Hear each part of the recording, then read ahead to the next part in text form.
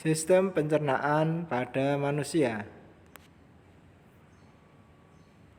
Sistem pencernaan adalah proses mencerna makanan yang kita makan, yang bentuknya masih kasar menjadi bentuk lebih halus dan sederhana untuk diserap sari-sari makanannya. Pada proses pencernaan makanan ada dua mekanisme pencernaan, yaitu pencernaan secara mekanis dan pencernaan secara kimiawi. Pencernaan secara mekanis yaitu mengubah makanan yang berukuran besar menjadi makanan yang ukurannya kecil. Misalnya roti yang berukuran besar dicerna secara mekanis menjadi butiran-butiran kecil roti. Sedangkan pencernaan secara kimiawi adalah mengubah molekul-molekul yang kompleks menjadi molekul-molekul yang lebih sederhana. Contohnya adalah molekul amilum diubah secara kimiawi menjadi molekul glukosa.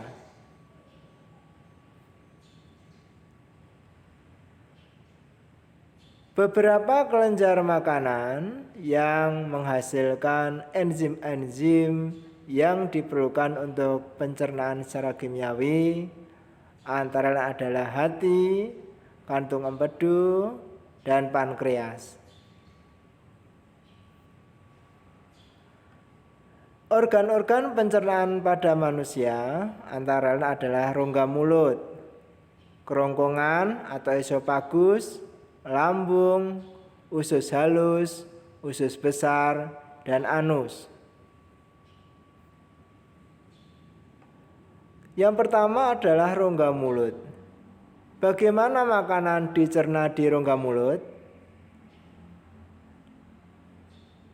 Pada mulut terjadi proses pencernaan makanan secara mekanis dan juga secara kimiawi. Sedangkan bagian-bagian rongga mulut antara lain terdiri dari gigi, lidah, dan kelenjar air liur. Bisa dilihat di sini, ini adalah gambar dari rongga mulut. Di dalam rongga mulut, makanan akan dicerna secara mekanik oleh gigi, lidah, dan kelenjar air liur dengan cara dikunyah dan dihaluskan agar menjadi potongan-potongan makanan yang lebih halus.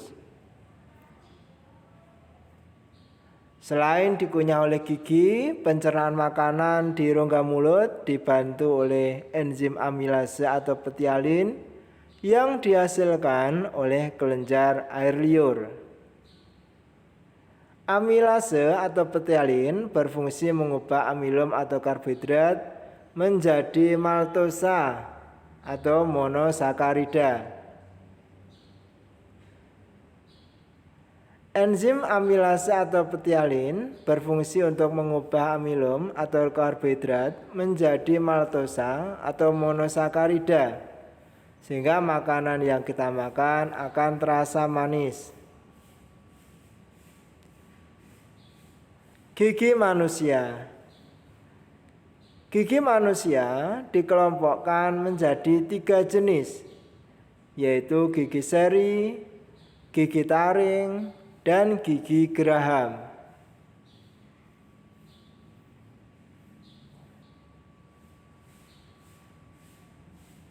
Gigi seri berbentuk pahat, berfungsi untuk memotong makanan. Gigi taring berbentuk lancip dan runcing, berfungsi untuk menusuk dan mengoyak makanan. Gigi geraham berbentuk rata, bergerigi, berfungsi untuk mengunyah makanan. Jumlah gigi. Jumlah gigi pada anak-anak berjumlah 20 buah. terdiri dari 8 buah gigi seri, 4 buah gigi taring, 8 buah gigi geraham.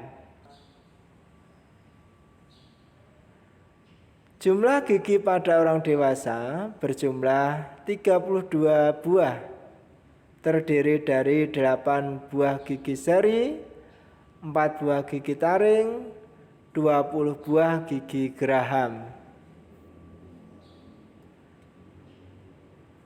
Perbedaan gigi anak dan dewasa, yaitu gigi pada anak masih berupa gigi susu.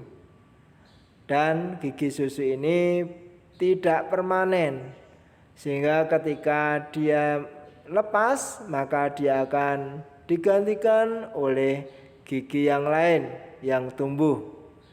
Sedangkan gigi pada orang dewasa berupa gigi tetap atau permanen, sehingga ketika giginya pada orang dewasa itu lepas, tidak akan diganti oleh gigi yang baru.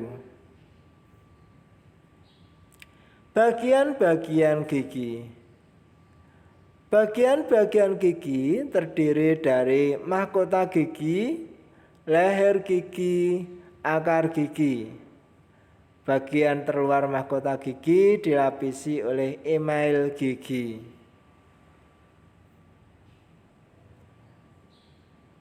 Kerongkongan atau esofagus. Setelah dari rongga mulut, makanan akan masuk ke kerongkongan atau esofagus. Di kerongkongan, makanan akan didorong ke lambung oleh kerongkongan melalui gerakan peristaltik.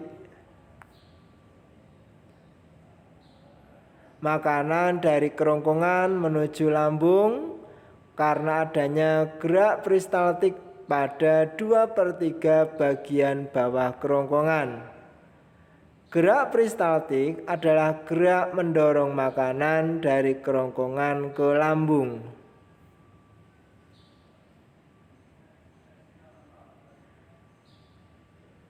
Ini adalah gambar dari masuknya makanan dari mulut kemudian menuju esofagus atau kerongkongan dengan gerakan peristaltik, kemudian didorong masuk ke dalam lambung. Lambung. Dari kerongkongan, makanan masuk ke dalam lambung.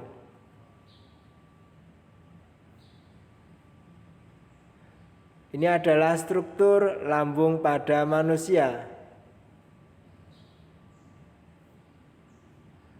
Pada lambung, makanan dicerna secara mekanik dan kimiawi. Pencernaan makanan secara mekanik dilakukan oleh otot-otot lambung yang berkontraksi, melakukan gerakan meremas atau menggiling makanan hingga menjadi bentuk yang lunak seperti bubur makanan.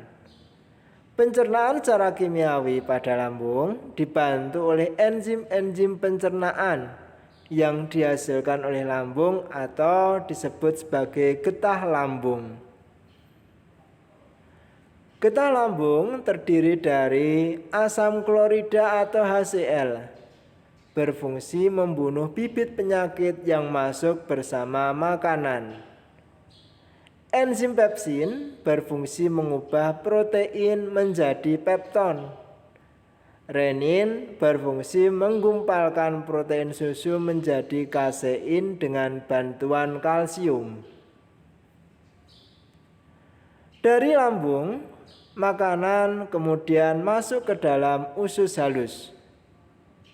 Makanan dari lambung yang telah berbentuk bubur makanan kemudian masuk ke usus halus untuk dicerna kembali dan diserap sari-sari makanannya. Ini adalah struktur usus halus dan bagian-bagiannya. Antara lain ada usus 12 jari atau duodenum, kemudian usus tengah atau jejunum, dan usus penyerapan atau ileum. Ini adalah struktur bagian dalam usus halus.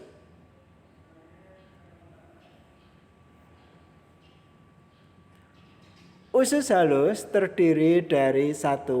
Usus 12 jari atau duodenum. Panjangnya sekitar 1/3 meter.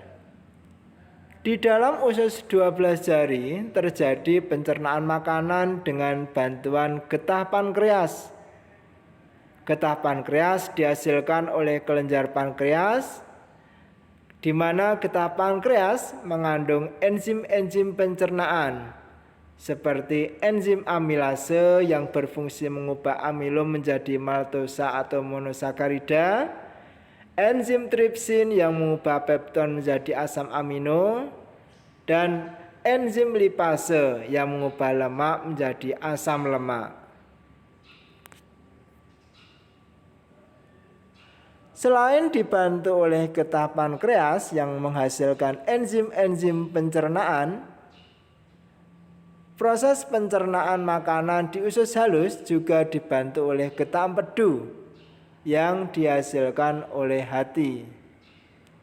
Fungsi getah empedu antara lain adalah mengemulsikan lemak agar mudah diserap oleh tubuh menjadi asam lemak dan memberikan zat warna kecoklatan pada makanan yang sedang dicerna. Bagian dari usus yang lain, bagian usus halus yang lain adalah usus kosong atau zezenum. Di dalam usus kosong atau usus tengah, kembali terjadi pencernaan makanan secara kimiawi dengan bantuan enzim-enzim pencernaan lainnya, yaitu enzim maltase yang berfungsi mengubah maltosa menjadi glukosa, enzim sukrose mengubah sukrosa menjadi glukosa dan fruktosa, dan enzim laktase yang berfungsi mengubah laktosa menjadi galaktosa. Bagian usus halus yang lain yaitu adalah usus penyerapan atau ileum.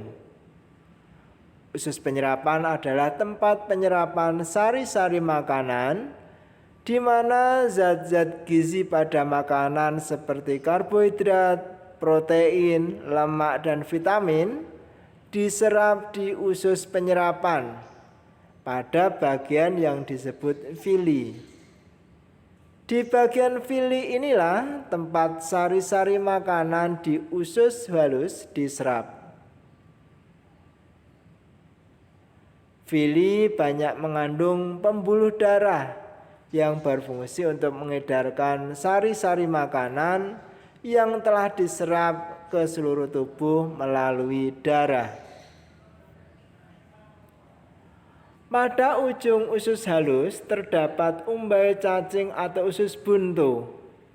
Kegunaannya sebagai klep penghubung antara usus halus dengan usus besar.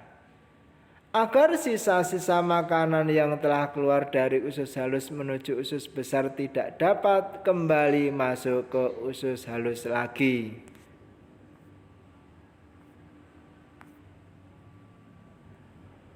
Usus besar atau kolon.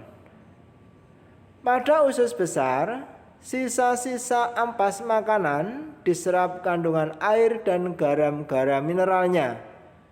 Kemudian ampas makanan tersebut dibusukkan oleh bakteri pembusuk yang hidup di usus besar, yaitu bakteri Escherichia coli.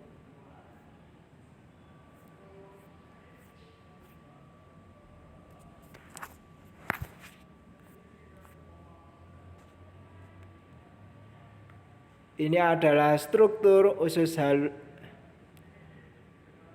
Ini adalah gambar struktur usus besar pada manusia, di mana ada usus besar naik atau kolon naik, ada kolon mendatar, ada kolon turun. Sebelum dibuang ke anus, ampas makanan yang telah dibusukkan oleh bakteri Escherichia coli dan telah berbentuk kotoran atau tinja atau feses terlebih dahulu masuk ke rektum yang terdapat pada ujung besar. Rektum memiliki otot polos yang apabila rektum terisi ampas makanan dan otot berkontraksi, maka akan menimbulkan rasa ingin buang air besar. Anus. Anus adalah saluran pembuangan terakhir, tempat keluarnya feses atau tinja ampas makanan sisa proses pencernaan.